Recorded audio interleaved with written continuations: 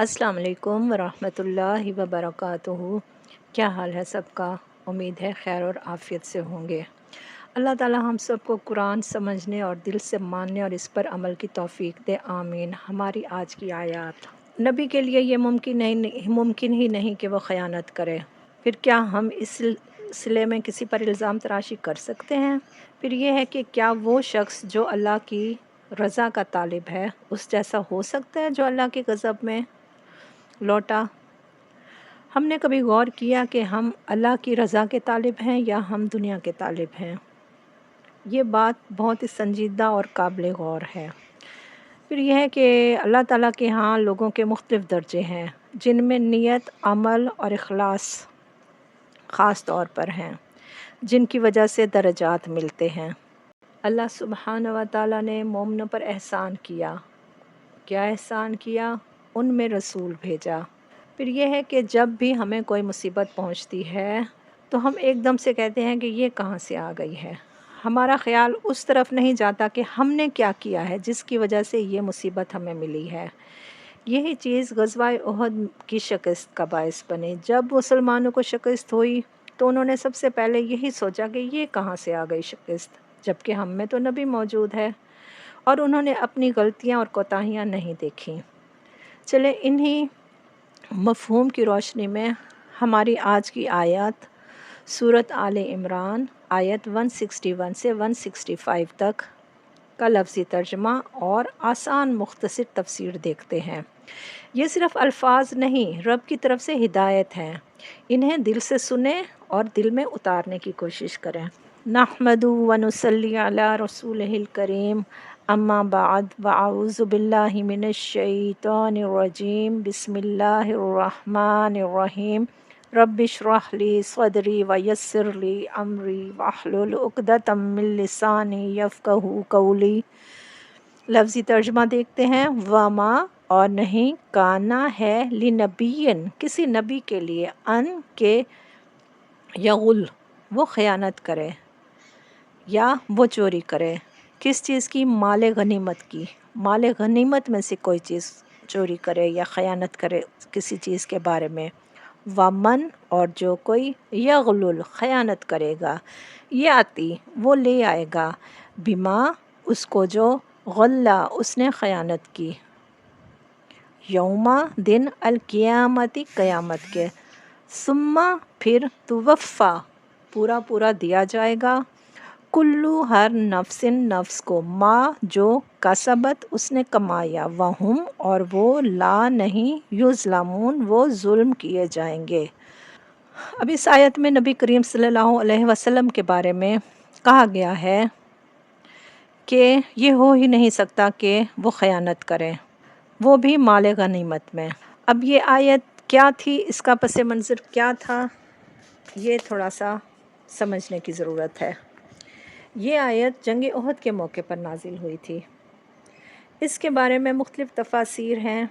तो एक तफ़सीर ये है कि वाक़या ये था कि जंग के बाद जब मुसलमान शुहदा की गिनती और माल गनीमत की तक़सीम कर रहे थे तो कुछ लोगों ने शक का इज़हार किया कि शायद रसूलुल्लाह सल्लल्लाहु अलैहि वसल्लम ने कुछ चीज़ें अपने लिए ले ली हैं, नाउज़ बिल्लाह। ये एक सख्त और नाज़ेबा गुमान था। इस बदगुमानी पर फ़ौरन एक ये आयत नाजिल हुई थी। और दूसरी जो रवायत इस आयत के बारे में आती है वो ये है कि जब रसूलुल्लाह सल्लल्लाहु अलैहि वसल्लम ने दरा पर कुछ सहाबा को बिठाया था और जब जंग मुसलमान जीत चुके तो उन लोगों ने देखा कि मुसलमान माल गनीमत लूट रहे हैं। उन्होंने सोचा कि हमें हमारा हिस्सा ना मिले, इससे पहले हम भी वहां पहुंच जाएं, और वो दरा को छोड़कर अपने हिस्से का माल गनीमत लेने चले आए, जिसकी वजह से दुश्मन ने उसी दरे की तरफ से आकर, पीछे से आकर दोबारा हमला कर दिया और मुसलमानों को शिकस्त का सामना करना पड़ा। यानी मुसलमानों की गलती और माल की हिर्स की वजह से उनको दोबारा शिकस्त का सामना करना पड़ा। ये दूसरी रवायत थी। तो इसी में कहा जा रहा है कि रसूल सल्लल्लाहु अलैहि वसल्लम ऐसे नहीं हैं कि वो ख़यानत करें कि कुछ मुसलमानों के हिस्से का माल दूसरे मुसलमानों में तकसीम कर दिया जाए, जबकि माल गनीमत जो होता है वो जंग में हासिल किया हुआ माल और दुश्मन का छूटा हुआ माल होता है, जो फिर जंग में मौजूद लोगों को बराबर तकसीम किया जाता है। तो ये आयत फिर उस शान नज़ूल में नाजिल हुई थी। फिर यही कहा जा रहा है ना कि किसी नबी के लिए ये मुमकिन ही नहीं है कि वो ख़यानत करे। नबी के लिए ख़यानत का तसव्वुर ही बिल्कुल गलत है। मोमिन की पहचान सच्चाई और ईमानदारी है। क्या हम इस तरह किसी पर कोई इल्ज़ाम तराशी कर सकते हैं जबकि हमें किसी चीज़ के बारे में पता ही नहीं, या कभी हमने ख़ुद पे गौर किया है कि हम कितने अमानतदार हैं? फिर इसी आयत में एक और बात ये बताई जा रही है कि जो माल गनीमत में से या किसी भी माल में से कोई चीज़ चोरी करेगा, बददियानती करेगा, कोई चीज़ उठा लेगा, बग़ैर इजाज़त के उठा लेगा, तो फिर उसके लिए क़यामत के दिन वो माल उसके सर पर सवार होकर आएगा और वो बताएगा कि इस शख्स ने मुझे चोरी किया। फिर क्या होगा कि उसको पूरा का पूरा उसका जो कमाया हुआ माल है, यानी जो उसने जुल्म किया है या जो उसने बेईमानी की है या जो उसने ख़यानत की है, वो उसको पूरा का पूरा लौटा दिया जाएगा, बदला दिया जाएगा। अफ़मन, क्या भला वो जो इत्तबअ, पैरवी करे, रिज़वान अल्लाही, अल्लाह की रज़ा की, कमम, इसकी तरह हो सकता है जो बाअ, पलटे, बिसख़तिन, साथ नाराज़गी के, मिनल्लाही, अल्लाह की तरफ से, व मअवाहु, और ठिकाना उसका जहन्नम, जहन्नम हो, व बिसा, और कितनी बुरी है, अलमसीर, लौटने की जगह।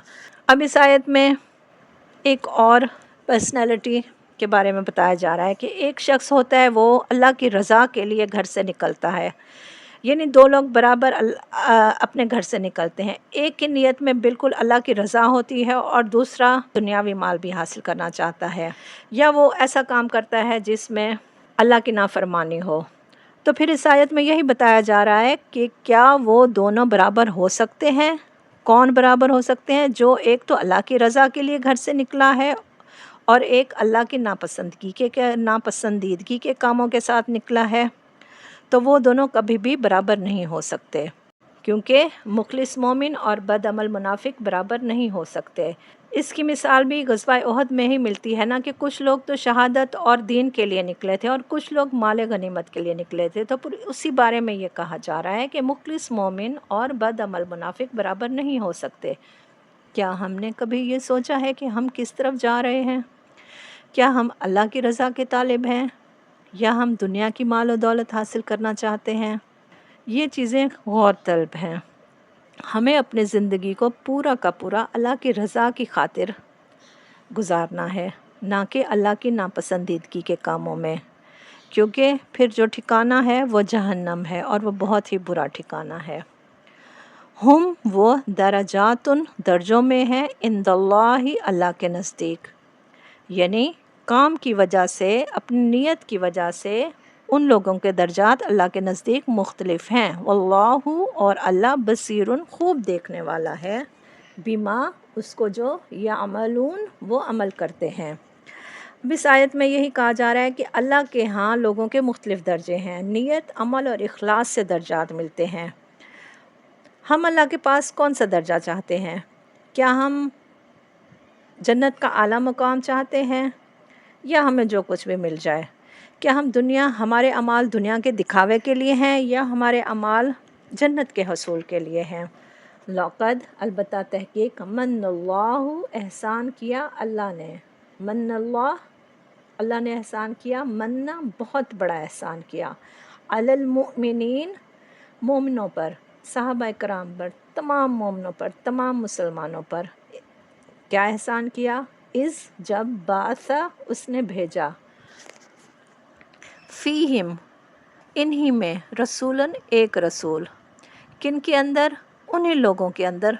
क्या भेजा? रसूल भेजा, मिन अनफुसिहिम, उनके अपने नफ्सों में से, यानी वो उन्हीं लोगों के रहने वाले थे, कोई अजनबी ना था वो रसूल। फिर किस लिए भेजा? वो क्या करता था? यतलू, वो तिलावत करता था, अलैहिम, उन पर, आयाती ही, आयात उसकी, किसकी? अल्लाह की आयात को वो लोगों के दरमियान तिलावत करता था। क्यों तिलावत करता था? उसका क्या मकसद था? वयुज़क्कीहिम, ताकि वो उनका तज़किया करे, गलत चीज़ें निकाल दे और उसमें अच्छी चीज़ें उन लोगों में डाल दे, वो उनको पाक कर दे, उनकी नशोनुमा करे। وَيُعَلِّمُهُمْ اور وہ سکھاتا ہے انہیں. کیا سکھاتا ہے؟ کیا تعلیم دیتا ہے؟ الکتابہ کتاب کی، اللہ کی کتاب کی تعلیم دیتا ہے. والحکمت اور حکمت کی. حکمت کیا ہے؟ سنت.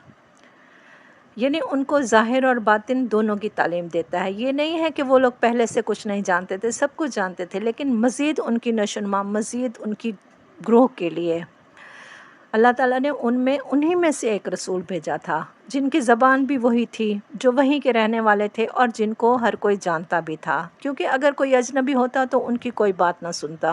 وَإِن اور بے شک کانو تھے وہ من قبل اس سے پہلے لافی دلال البتہ گمراہی میں مبین کھلم کھلی. یعنی آپ کی آمد سے پہلے وہ مکمل طور پر اہل ایمان گمراہ نہیں تھے، لیکن پھر بھی ان کو چمکانے کی ضرورت تھی، خصوصاً ان لوگوں کے لیے جو وہ لوگ گمراہی میں تھے جو آپ میں موجود تھے، جن میں آپ موجود تھے، وہ لوگ پھر گمراہی میں تھے. اولما کیا بھلا جب اصابتکم پہنچی تمہیں مصیبتن ایک مصیبت. پھر جنگ احد پہ تبصرہ شروع ہو رہا ہے. قد تحقیق اصابتم پہنچائی تم نے، یعنی جب تم پر مصیبت پہنچی تو تم نے یہ کیوں نہ سوچا کہ تم نے بھی پہنچائی ہے. مثلیہا اس سے دگنی. کل تم کہا تم نے انا کہاں سے آئی. ہاذا یہ کس مصیبت کے بارے میں کہا جا رہا ہے؟ یہ مصیبت شکست کی مصیبت ہے. جب مسلمانوں کو شکست ہوئی تھی تو پھر ان سے کہا جا رہا ہے کہ تم نے کیوں نہ یہ سوچا کہ تم نے بھی تو یہ اس سے دگنی تکلیف ان کو پہنچائی ہے. پھر کل کہہ دیجئے ہوا وہ من عندی انفسکم تمہارے اپنے نفسوں کی وجہ سے ہے. یعنی پھر ان کو کہا جا رہا ہے کہ یہ جو مصیبت تم پر آئی ہے تمہارے اپنے نفسوں کی وجہ سے ہے، تمہاری اپنی غلطیوں کی وجہ سے ہے. ان اللہ بے شک اللہ تعالیٰ اللہ اوپر کلی ہر شئین چیز کے قدیر خوب قدرت رکھنے والا ہے. یعنی اللہ تعالیٰ تمہیں فتح دینے پر مکمل قادر تھا، مگر اس نے تم کو اس قابل نہ سمجھا، اس لیے کہ تم لوگوں نے اپنی غلطیوں کی وجہ سے جیتی ہوئی جنگ ہار. اور ان لوگوں کا یہ خیال تھا کہ ان کو شکست نہیں ملے گی کیونکہ ان میں نبی موجود ہے. اکابر صحابہ تو خیر حقیقت شناس تھے اور کسی غلط فہمی میں مبتلا نہ ہو سکتے تھے، مگر عام مسلمان یہ سمجھ رہے تھے کہ جب اللہ کا رسول ہمارے درمیان موجود ہے اور اللہ کی تائید و نصرت ہمارے ساتھ ہے تو کسی حال میں کفار ہم پر فتح پا ہی نہیں سکتے. لیکن جب ان کو پھر غزوہ احد میں شکست ہوئی تو ان کی توقعات کو سخت صدمہ پہنچا اور انہوں نے حیران ہو کر پوچھنا شروع کر دیا کہ یہ کیا ہوا. ہم اللہ کے دین کی خاطر لڑنے گئے تھے، ان کا وعدہ نصرت ہمارے ساتھ تھا، اس کا رسول خود میدان جنگ میں موجود تھا، پھر ہم شکست کیسے کھا گئے. تو یہ آیت پھر اسی حیرانی کو دور کرنے کے لیے ارشاد ہوئی تھی. جنگ احد میں مسلمانوں کے 70 آدمی شہید ہوئے تھے، ٹھیک ہے. بخلاف اس کے جنگ بدر میں کفار کے 70 آدمی مسلمانوں کے ہاتھوں مارے گئے تھے اور 70 آدمی گرفتار بھی ہو کر آئے تھے. تو پھر ان کو یہی کہا جا رہا ہے کہ یہ مصیبت تمہاری اپنی لائی ہوئی ہے، یعنی یہ تمہاری اپنی کمزوریوں اور غلطیوں کا نتیجہ ہے. تم نے صبر کا دامن ہاتھ سے چھوڑ دیا، بعض کام تقویٰ کے خلاف کیے، حکم کی خلاف ورزی کی، مال کی طمع میں مبتلا ہو گئے تھے اور آپس میں اختلاف کیا تھا. پھر کیوں پوچھتے ہو کہ یہ مصیبت کہاں سے آئی؟ یہ تمہارا اپنا ہی عمل ہے. مال کی محبت بعض اوقات شکست کا باعث بھی بنتی ہے، اور جو انسان خیانت کرتا ہے دنیاوی فائدہ حاصل کرنے کے لیے، وہ اس کو آخرت میں کبھی بھی فائدہ نہیں دے گی. جو اس دنیا میں خیانت کرے گا، کسی بھی قسم کی خیانت کرے گا، قیامت کے دن وہ اپنے اس عمل کے ساتھ اٹھایا جائے گا. ہمارا عام طور پر یہی رویہ ہوتا ہے کہ مصیبت آنے پر ہم فوراً دوسروں کو بلیم کرنے لگ جاتے ہیں کہ یہ فلاں کی وجہ سے ہوا ہے، یہ فلاں کی وجہ سے ہوا ہے. غزوہ احد میں انہی چیزوں کے بارے میں بتایا جا رہا ہے کہ یہ ان کی اپنی نافرمانیاں تھیں جس کی وجہ سے ان کو ناکامی ملی. اسی لیے ہمیں اپنے آئی ہوئی مصیبت پر، اپنی لائی ہوئی مصیبت پر دوسروں کو بلیم نہیں کرنا چاہیے. اگر آپ کو یہ سبق فائدہ مند لگا ہو تو ویڈیو کو لائک کریں اور کمنٹ میں مجھے ضرور بتائیں کہ آپ کو کس آیت نے سب سے زیادہ متاثر کیا ہے. مجھے تو خیانت والی آیت نے سب سے زیادہ متاثر کیا ہے. چینل کو ضرور سبسکرائب کریں. تاکہ یہ قرآن کے موتی، یہ قیمتی موتی، یہ ہمارے عمل کے موتی مسلسل آپ تک پہنچتے رہیں۔ اللہ تعالیٰ آپ سب کو خیر اور عافیت سے رکھے، آپ کو قرآن پاک سے جوڑے رکھے۔ اللہ تعالیٰ ہمیں دنیاوی مال کی حرص میں خیانت سے بچائے، دھوکہ دہی چوری سے بچائے۔ اللہ تعالیٰ ہمیں حلال رزق عطا فرمائے۔ اللہ تعالیٰ ہمارے مسائل، مشکلات اور پریشانیوں کو دور فرما دے اور ہمارے لیے آسانیاں پیدا فرمائے۔ آمین۔ سبحانک اللہم و بحمدک، اشہد ان لا الہ الا انت، استغفرک و اتوب الیک۔ السلام علیکم ورحمۃ اللہ وبرکاتہ۔